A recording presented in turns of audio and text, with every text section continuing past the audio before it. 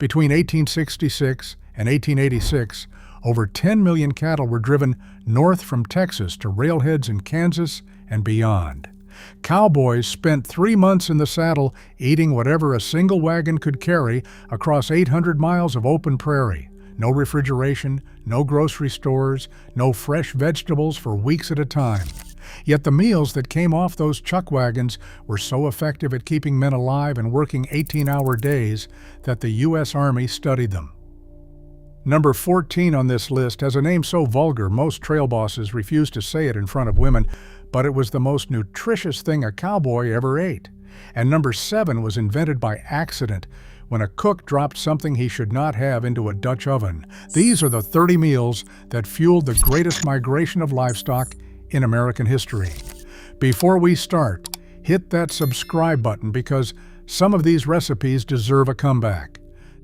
Number 30. Hardtack and coffee. Before the chuckwagon even rolled out of Texas, every cowboy carried hardtack in his saddlebag.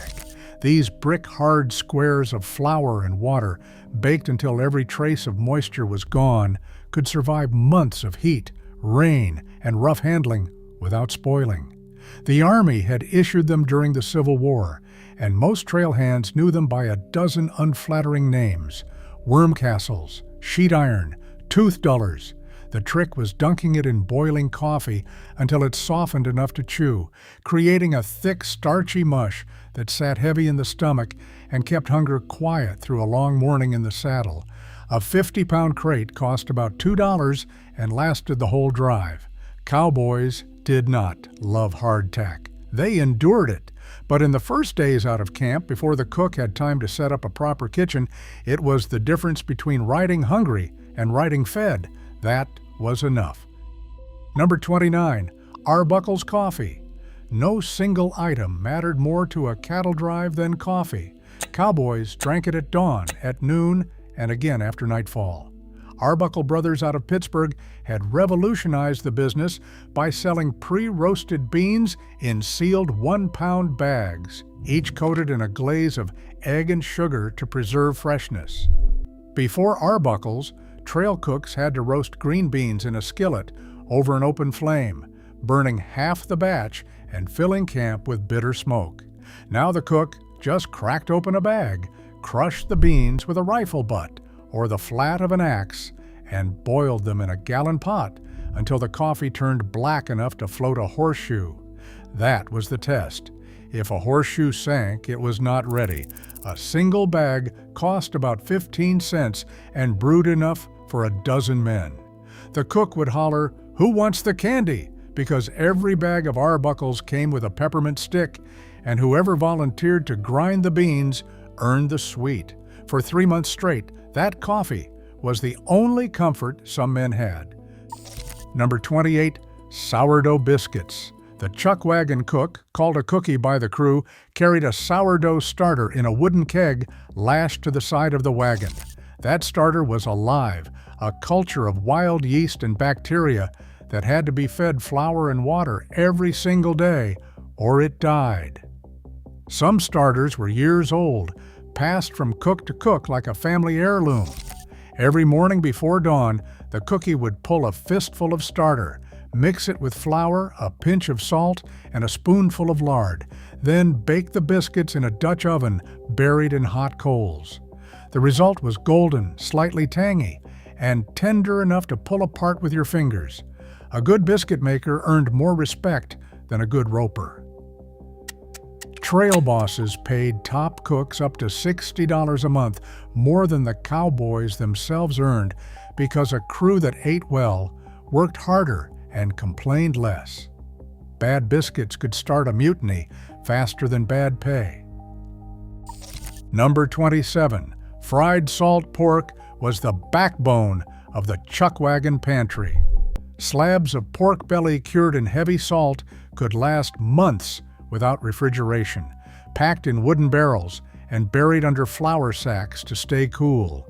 The cook would slice it thick, soak the slices in water to draw out some of the brine, then fry them in a cast iron skillet until the edges crisped and the fat rendered golden. Eaten with sourdough biscuits and black coffee, Fried salt pork was breakfast more mornings than not. The leftover grease went into everything else the cook made that day. Nothing was wasted. A barrel of salt pork cost about $12 and fed a crew of 10 for weeks. Cowboys called it "so belly," and while nobody dreamed about it, every man cleaned his plate. Number 26, red beans. Dried pinto beans traveled beautifully. Lightweight, nearly indestructible, and packed with enough protein to keep a man upright in the saddle for hours. The cook would soak them overnight in a pot hung from the side of the wagon, then simmer them all day while the herd moved, the pot nestled in a box of hot coals in the wagon bed. By supper time, those beans had turned soft and creamy, seasoned with salt pork, onion, and whatever chili peppers the cook had dried back in Texas. A 100-pound sack of pintos cost less than $4 and could stretch across an entire drive. Beans showed up at nearly every supper for 3 months straight. Cowboys joked about the consequences, but nobody turned down a second helping. The fiber and iron in those beans kept men going when the meat ran low and the trail stretched long. Number 25, son of a gun stew. When a calf was slaughtered on the trail, nothing went to waste. The cook would take the tongue, heart, liver, kidneys, sweetbreads, and marrow gut, dice everything into rough chunks, and simmer the lot in a Dutch oven with onions and salt for hours. The marrow gut, which is the tube connecting a calf's two stomachs, gave the stew a rich, almost creamy texture that no other ingredient could replicate. This was the cowboy's most complete meal, packed with iron, vitamins, and fat that a body burning 5,000 calories a day desperately needed. The stew had another name too, one that referenced a female dog and the man who owned her, used when no polite company was within earshot. Trail diaries from the 1870s mention it more than any other dish. A single calf could produce enough organ meat to feed the entire crew for 2 days. Son of a gun stew was crude, filling, and proof that waste was a sin no trail cook would commit. Number 24, corn dodgers. When flour ran low between supply stops, the cook turned to cornmeal. Corn dodgers were nothing more than cornmeal mixed with water, a little salt, and maybe a spoonful of bacon grease, shaped into small oval cakes and fried in a skillet or baked on a flat stone near the fire. They came out dense and gritty with a toasted corn flavor that paired well with beans and stew. A 20-pound sack of cornmeal cost about $1 and took up almost no space in the wagon. Cowboys ate corn dodgers by the handful, stuffing them in shirt pockets for the long afternoon stretch between dinner and supper. They were not pretty, they were not soft, but they kept a man chewing and his stomach full when the biscuit flour was gone and the next town was still 3 days away. Number 23, beef jerky. Every drive carried strips of beef that had been salted, peppered, and dried in the Texas sun until they turned dark and stiff as leather. Jerky was trail insurance, the food you reached for when there was no time to stop and cook. A cowboy on night watch could chew a strip for an hour, the salt and protein keeping him alert while the herd settled under the stars. The meat was sliced thin against the grain, rubbed with salt, and sometimes a little chili powder, then hung over mesquite smoke for days. 5 pounds of fresh beef shrank down to about 1 pound of jerky, concentrated fuel that weighed almost nothing in a saddlebag. Some outfits carried 50 pounds or more, enough to survive if the wagon broke down or a river crossing went wrong.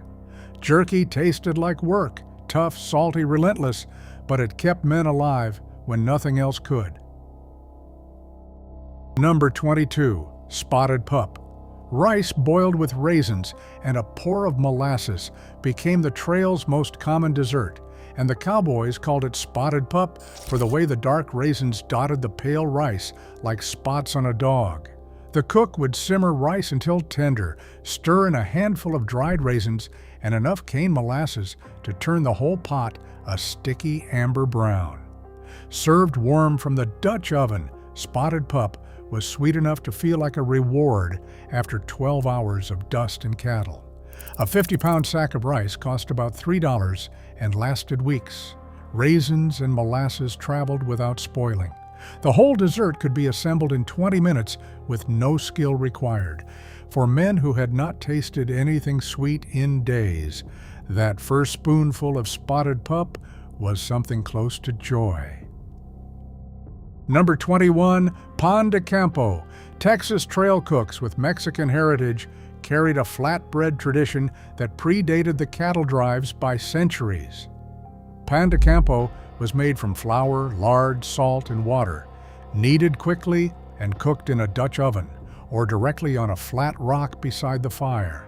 The bread puffed slightly as it baked, developing a golden crust with a soft, chewy interior that tore apart in thick pieces. It was sturdier than a biscuit and more forgiving of rough handling, making it perfect for stuffing in a pocket alongside jerky for the long ride ahead. Mexican vaqueros had been making pan de campo on cattle ranges since the 1700s, and Anglo-cowboys adopted it without hesitation because it was simply better trail bread. A good cook could turn out enough to feed 10 men in under 30 minutes. Number 20, fried steak and cream gravy. When the crew slaughtered a steer on the trail, the cook would cut steaks from the tougher portions, pound them thin with the back of a cleaver, dredge them in flour, and fry them in a cast iron skillet filled with sizzling lard. The result was chicken fried steak, though nobody called it that until decades later. After the meat came out, the cook would stir flour into the pan drippings, add canned milk or water, and scrape up every brown bit stuck to the iron. That gravy, peppered heavily and poured over the steak and a pile of biscuits, was the finest meal the trail could offer. Cowboys fought for seconds. The combination of crispy fried meat and thick peppery gravy delivered enough calories and fat to fuel a man through a full day of hard riding. This was celebration food, served only when fresh beef was available, and every man remembered the nights it appeared. Number 19, stewed dried apples. Dried fruit was one of the few sources of vitamins on the trail, and apples were the most common. The cook would soak a few handfuls of dried apple rings in water for an hour, then simmer them with sugar or molasses until they turned soft and syrupy. Served warm alongside biscuits or spooned over spotted pup. Stewed apples cut through the monotony of salt and grease that defined most trail meals. A 5-pound bag of dried apples cost about 40 cents and provided enough fruit for a week of desserts. Cowboys craved them, and a cook who ran out of dried fruit before the drive ended heard about it every night. Number 18, bear sign. On rare occasions, when the cook was feeling generous or the trail boss wanted to boost morale, the cookie would make bear sign. Donuts, real honest donuts fried in deep fat until golden brown and rolled in sugar. The dough was simple: flour, eggs if they had them, sugar and lard, cut into rough rings and dropped into a pot of boiling grease. They came out hot, crisp on the outside and soft within, dusted with whatever sweetener was on hand. A crew that learned bear sign was on the menu would race back to camp like the herd was on fire. Trail boss Charles Goodnight reportedly said, "A cook who could make good bear sign was worth his weight in gold." The treat was so prized that cowboys on neighboring drives would ride miles out of their way just to beg a few from a generous cookie. Number 17, chili con carne. Texas cowboys carried dried chili peppers the way sailors carried limes. The cook would toast the peppers over flame, grind them with a little cumin and garlic, and simmer the paste with chunks of beef in a heavy pot for hours. No beans, no tomatoes, just meat, fat, chilies, and thyme. The result was a thick, fiery stew that burned going down and warmed a man from the inside out on cold prairie nights. Chili was medicine as much as food. The capsaicin cleared congested lungs, the fat fueled hard labor, and the heat masked the taste of beef that was not exactly fresh. A pot of chili could stretch a small amount of meat into enough supper for a full crew, and the leftovers improved overnight, growing richer and deeper as the flavors melded around the dying coals. Number 16. Vinegar pie. When lemons were impossible and eggs were scarce, the trail cook made pie from what he had. Vinegar, sugar, flour, a little butter, and water were mixed into a filling that baked into something tangy, sweet, and surprisingly close to lemon custard. The crust was basic flour and lard, rolled out on the wagon's drop-down table and pressed into a skillet. Vinegar pie was desperation baking at its finest, a dessert conjured from pantry staples that could survive a 3-month journey without spoiling. Most cowboys had no idea what made it taste so bright and sharp. They just knew it was the closest thing to real pie they would eat until the drive ended. The recipe showed up in chuckwagon cook journals from the 1870s onward, always noted with pride, as if creating something delicious from almost nothing was a skill worth recording.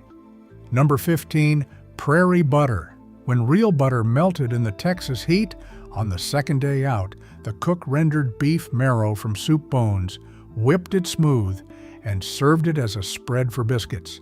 Cowboys called it prairie butter, and while it lacked the sweetness of the real thing, the rich, beefy fat melted into warm bread in a way that was deeply satisfying. Marrow was free, since every slaughtered steer produced pounds of it, and the cook simply cracked the leg bones, scooped the soft center, and worked it with a fork until spreadable. Some cooks added a pinch of salt. Others mixed in a little molasses for sweetness. Prairie butter was the trail's answer to a problem every drive faced, keeping bread edible without the one ingredient that could not survive the heat. Number 14. Calf fries. When young bulls were castrated on the trail, which happened often because steers were easier to manage than bulls, the cook collected the discarded organs, sliced them thin, battered them in flour and cornmeal, and fried them crisp in deep fat. Cowboys called them calf fries, mountain oysters, or prairie oysters, depending on where they were from, and most men ate them with enthusiasm, born from genuine hunger. Sliced thin and fried hot, they were tender, mild, and almost creamy inside the crunchy shell. Served with salt and a splash of vinegar, calf fries were a trail delicacy, one of the few fresh foods available between supply stops. The cook who wasted them was considered a fool. The cook who seasoned them well was considered an artist. Number 13. Cowboy beans and rice. When the meat ran low, the cook combined whatever beans had been simmering all day with boiled rice, creating a dish that provided complete protein without a single scrap of beef. Seasoned with salt pork drippings, a dried chili pepper, and a fistful of wild onion. If any grew nearby, beans and rice was the vegetarian meal cowboys never called vegetarian. It sat heavy in the stomach and kept a man working through the long afternoon. The combination showed up in trail diaries as a staple of lean weeks when the herd could not spare a steer, and the supply wagon had not arrived. No cowboy ever praised it. Every cowboy ate it. Number 12. Soda biscuits. When the sourdough starter died, and it sometimes did in extreme heat or cold, the cook fell back on baking soda biscuits that needed no yeast at all. Flour, baking soda, salt, lard, and a splash of buttermilk if available, or water mixed with a little vinegar to activate the soda. These biscuits rose fast, baked in 15 minutes, and came out lighter than anyone expected given the simplicity. They lacked the tangy depth of sourdough, but they filled the same role, something warm and bread-like to soak up gravy and stew. A smart cookie always carried an extra tin of baking soda as insurance against the day the starter gave up. Number 11. Fried potatoes and onions. When the wagon restocked at a supply point or passed near a settlement, the cook would buy potatoes and onions by the sack, sliced thin and fried in beef tallow until the edges crisped golden. This was the one dish every cowboy loved without reservation. The potatoes turned creamy inside their fried shells, and the onions softened into sweet, caramelized ribbons. A 20-pound sack of potatoes cost about 50 cents, and onions were even cheaper. The cook would serve them alongside whatever meat was on hand, and the men would scrape the skillet clean. Potatoes could not last the whole drive since they sprouted and softened in the heat. So fried potatoes meant the supply wagon had just come through, and that alone was reason to celebrate. Number 10, beef tongue. A fresh-killed steer produced one tongue weighing 3 to 4 pounds, and the cook who knew his business never let it go to waste. Simmered in salted water for hours until the tough outer skin peeled away. The meat beneath was tender, rich, and fine-grained, better than most cuts the cowboys were used to eating. Sliced thin and served cold the next day with mustard or pickled peppers, the tongue became sandwich meat that rivaled anything from a city deli. Some cooks pressed it into a pot and let the natural gelatin set it into a loaf. Tongue was the cook's reward, often claimed for himself before anyone else could ask, though a fair-minded cookie shared it with the crew. Its disappearance from modern American tables would have baffled any trail cook who knew its worth. Number 9, molasses pull candy. On the rare night when the herd was settled, the weather was calm, and the cook had time and sugar, he would boil molasses and sugar together until a drop hardened in cold water, then pour it onto a greased tin to cool. Cowboys would grease their hands with butter and pull the warm candy between their fists, stretching it into long ropes that lightened in color with each pull until it turned glossy and stiff enough to snap into pieces. It was entertainment as much as food, a social ritual that gave men something to do with their hands besides mend tack. The finished candy was hard, sweet, and lasted for days tucked in a shirt pocket. For cowboys who had not seen a town in 6 weeks, molasses candy was Saturday night. Number 8, biscuits and sorghum syrup. When molasses ran out, sorghum syrup took its place. Thinner and slightly grassier in flavor, sorghum was cheaper and easier to find in the southern supply towns where most drives began. The cook kept a tin jug of it on the wagon table, and cowboys would crack open a hot biscuit, pour sorghum into the steaming center, and eat it in 3 bites. The combination of salty, flaky bread and dark sweet syrup was the trail's version of breakfast pastry. Some men ate it at every meal. A gallon of sorghum cost about 30 cents and lasted a crew 2 weeks if nobody got greedy. Number 7, skillet peach cobbler. The story goes that a trail cook somewhere in the Indian Territory dropped a can of peaches into his biscuit dough by accident and baked it anyway. True or not, skillet cobbler became a legend. The cook would dump a can of preserved peaches, syrup and all, into a greased Dutch oven, spoon biscuit dough over the top in rough lumps, sprinkle sugar and a little cinnamon if he had it, then bury the pot in hot coals with more coals piled on the lid. 30 minutes later, the dough had baked into a golden crust over bubbling sweet fruit. Cowboys would line up with tin plates, scraping every last drop of syrup from the pot. Canned peaches cost about 20 cents a tin at a supply stop and were worth every penny when cobbler night came around. Number 6, frijoles refritos. The Mexican vaqueros who worked alongside Anglo cowboys on Texas drives brought refried beans to the chuckwagon and changed supper forever. The cook would take leftover pinto beans from the night before, mash them in a skillet with lard, and fry them until the edges crisped and the center turned smooth as paste. Topped with crumbled dried chili and wrapped in pan de campo, refried beans were a complete meal that traveled in a cowboy's hand while he rode. The technique was simple but required patience, since the beans had to cook down slowly without burning. Once the Anglo cooks learned the method, refried beans became standard on drives across the southern plains. Number 5, son of a gun in a sack. A variation on son of a gun stew, this version wrapped the chopped organs and suet in a cloth sack, tied it tight, and boiled it for hours like a savory pudding.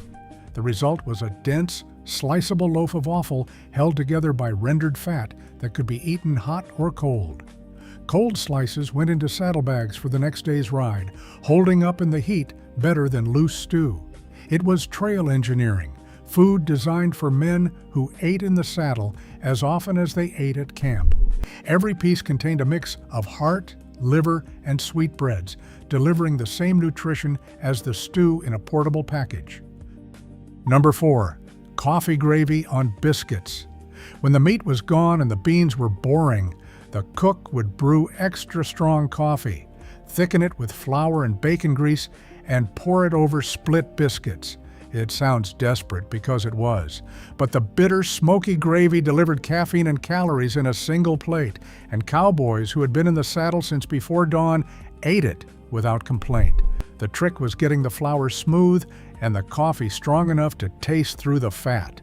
A good cook could make coffee gravy that was almost savory, almost rich, almost enough to make a man forget he had eaten the same thing yesterday. Number 3, beef and marrow bone soup. When a steer was slaughtered, the cook would crack the long leg bones, drop them into the largest pot, and simmer them with water, onions, and salt for an entire day. The marrow melted into the broth, turning it golden and silky with a richness that no lean meat could provide. Whatever scraps of beef and gristle clung to the bones fell apart into the liquid, creating a soup that was both delicate and deeply nourishing. Cowboys recovering from illness or injury were fed marrow broth first. It was the trail's medicine, and modern nutritionists would call it a near-perfect recovery food. The bones cost nothing since they were waste from the butchering. The soup cost only time. Number 2, chicken fried bacon. When the salt pork got tiresome and the crew started grumbling, the cook would take thick slabs of bacon, dredge them in seasoned flour, and fry them in deep fat until the coating turned golden and the bacon inside crisp to perfection. Served with cream gravy and biscuits, this was salt pork transformed into something a cowboy would actually look forward to eating. The flour coating mellowed the brine and added a satisfying crunch that plain fried bacon could never match. It used ingredients already on the wagon and took 10 minutes to prepare, but it felt like a completely different meal. A cook who could make the ordinary extraordinary was the most valuable man on the drive after the trail boss himself. Number 1, the full chuckwagon supper. On the best nights, when the weather held and the herd was calm and the supply wagon had recently come through, the cook would lay out a spread that covered every surface of that fold-down table.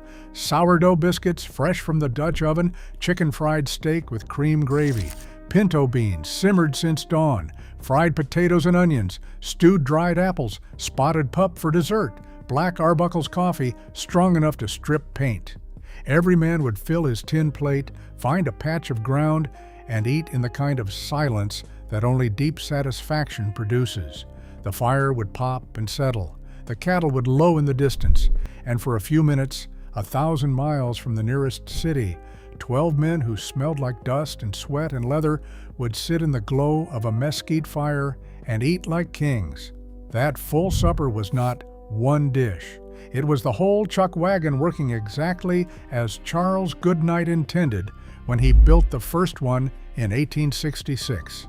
Every item on this list came together on those perfect nights, and the men who lived through those drives never forgot the taste. Try one of these: the vinegar pie, the spotted pup, the pan de campo. Then come back and tell me which one earned its place on the trail. Drop your answer in the comments.